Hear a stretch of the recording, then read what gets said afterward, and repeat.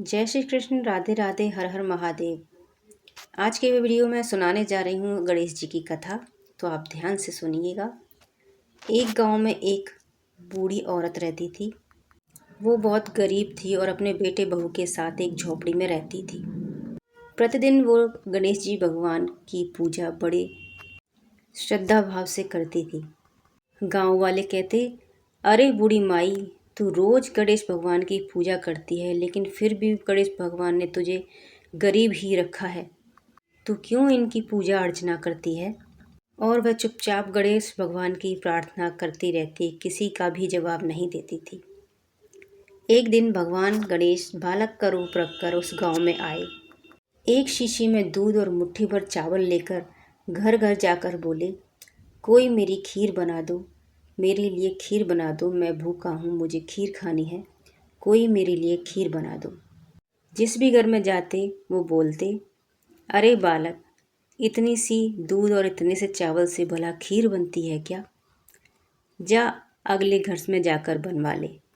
एक एक करके भगवान सभी घरों में गए, लेकिन सबने खीर बनाने से मना कर दिया। अंततः बुढ़िया का घर आया तो बोला, बूढ़ी माई, ले मेरे लिए खीर बना दे। बूढ़ी माई ने बालक की तरफ देखा और मुस्कुराई, बोली, ला मैं बनाती हूँ तेरे लिए खीर। तो वो गणेश भगवान को झोपड़ी में ले गई और उन्हें बिठाया। बोले, तू बैठ, मैं बनाती हूँ तेरे लिए खीर। तभी गणेश भगवान बोले, अरे बूढ़ी माई, दूध को खलाने के लिए बर्तन ले आ। तो बुढ़िया गई और एक कटोरा ले आई। वो बोली, ला बेटा, मैं इसमें तेरी खीर बना दूँ। तो गणेश भगवान बोले, अरे माई, ये तो बहुत छोटा है, बड़ा बड़ा भगोना लेके आ। बुढ़िया हंसते हुए बोली, अरे पगले, तेरा जरा सा तो दूध है, तो इसी में बन जाएगा। गणेश भगवान बालक की तरह जिद करने लगे कि नहीं, बड़ा बर्तन लेके आ। तो बुढ़िया गई और बड़ा बर्तन लेके आई। जो ही उसने शीशी भगोने में खलाई, वो बर्तन बढ़ता चला गया। फिर वो दूसरा बर्तन लाई, फिर वो भी भर गया। इस तरह उसके कई सारे बर्तन दूध से भर गए। इसी तरह गणेश भगवान ने चावल भी खिलाने की जिद की कि बड़ा बर्तन लेके आओ। तो बुढ़िया गई और बड़ा बर्तन लेके आई। जैसे ही वो हाथ की मुट्ठी खोलें, बर्तन बढ़ते चले जाए, लेकिन चावल ख़त्म ना हो। ये देखकर बुढ़िया समझ गई कि ये कोई और नहीं, ये गणेश भगवान है, और उसकी आंखों से आंसू निकल आए और बोली, आपने मुझे दर्शन दिए, मैं धन्य हो गई। कोटि कोटि प्रणाम प्रभु। तब गणेश जी मुस्कुराए और अपने असली रूप में आ गए। वो बोले, जा अब सभी गांव वालों को न्योता दे आ। बुढ़िया ने सभी गांव वालों को न्योता दिया और उन्हें खीर खिलाई।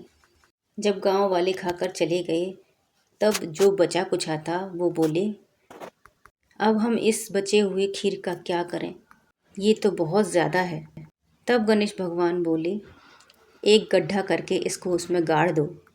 तभी बुढ़िया माई जोर से रोने लगी और बोली, प्रभु आप तो भूखे ही रह गए। तब गणेश भगवान मुस्कुराए और बोले, तू क्यों चिंता करती है, मेरा भोग तो सबसे पहले लग गया है। तभी बुढ़िया की बहू आई और बोली, माँ मुझे बहुत भूख लगी थी, मैंने गणेश जी को भोग लगाकर खीर खा ली। गणेश जी मुस्कुराए और अंतर्ध्यान हो गए। जैसे गणेश जी ने कहा था, बुढ़िया ने वैसे ही सभी खीर के पात्रों को जमीन में गाड़ दिया। इधर बुढ़िया की बहू ने एक कटोरी में खीर छुपा के रखी थी।